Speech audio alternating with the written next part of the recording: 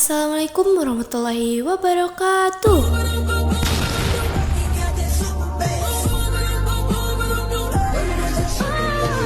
Dampak sosial informatika. Anggota kelompok ada Nurul Sri Utami, Kaila Khairunisa, Nabil Adera Putra, dan Nupika Aditya. Pada dampak sosial informatika ada 4 pokok bahasan yang akan dibahas. Yang pertama ada sejarah penggunaan komputer. 1. Perkembangan komputer dari masa ke masa. Generasi pertama dimulai ketika komputer digunakan dalam akademi dan militer. Misalnya, komputer Atana Softberry yang dibuat pada tahun 1937. Generasi kedua. Komputer generasi kedua dibuat setelah ditemukannya transistor pada tahun 1947. Generasi ketiga, perangkat elektronik terus dikembangkan untuk mendapatkan sebuah perangkat yang lebih efisien dan hemat energi.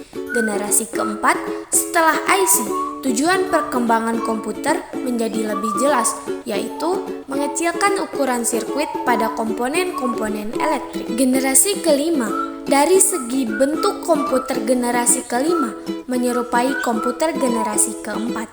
Namun, komputer generasi kelima memiliki bentuk fisik yang lebih kecil dengan bobot yang lebih ringan daripada komputer generasi keempat.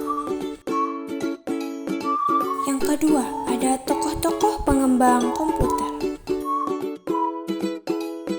Charles Babbage atau Bapak Komputer,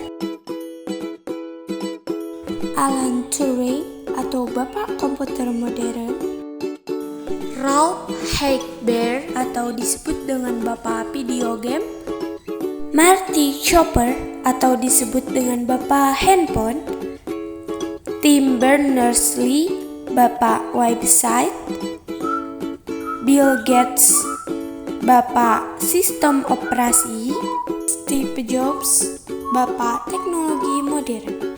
Yang selanjutnya ada aspek ekonomi dan aspek hukum produk informatika. 1. Aspek ekonomi produk informatika. A. Dampak positif pengembangan informasi di bidang ekonomi. Mempermudah kegiatan promosi dan pemasaran, mempermudah transaksi, menekan biaya produksi, meningkatkan layanan pada masyarakat sebagai konsumen dunia bisnis, membuka lapangan kerja baru, pertumbuhan ekonomi yang makin tinggi. B. Dampak negatif perkembangan informasi di bidang ekonomi. Adanya cybercrime, persaingan usaha menjadi tidak sehat, resistensi konsumen, dan lapangan pekerjaan berkurang. 2. Aspek hukum produk TIK. A. Aspek legal terkait dengan penggunaan TIK. Di antaranya ada hak pemerolehan informasi, privasi, data, properti atau hak milik, dan identiti. B. Landasan hukum atau Undang-Undang ITE. 1. Meluapkan kebencian terhadap individu atau kelompok.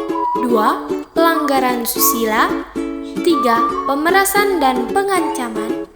4. Penyebaran berita hoaks. 5. Hal yang bersifat perjudian. Dan yang terakhir ada pencemaran nama baik. Bagian C ada informatika untuk masa depan. Pemanfaatan teknologi informasi dan komunikasi pada saat ini menjadi jantung kehidupan masyarakat milenial. Akses informasi yang cepat dan akurat menjadi kunci bagi masyarakat untuk memenuhi kebutuhan hidupnya.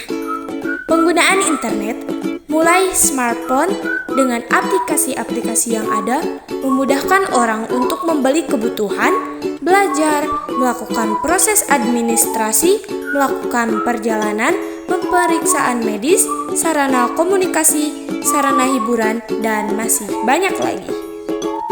Dan bagian terakhir ada bagian D atau karir dan studi lanjut di bidang informatika. 1. Software developer. 2. Mobile apps developer. 3. Game developer dan game designer. 4. Database administrator. 5. Hardware engineer. 6. Sistem analis. 7. Network architect. 8. Web developer, web designer, dan webmaster. 9. Information security analyst. 10. IT support. 11. System manager. Dan 12. Data scientist. Mohon maaf apabila banyak kesalahan. Sekian, terima kasih. Wassalamualaikum warahmatullahi wabarakatuh.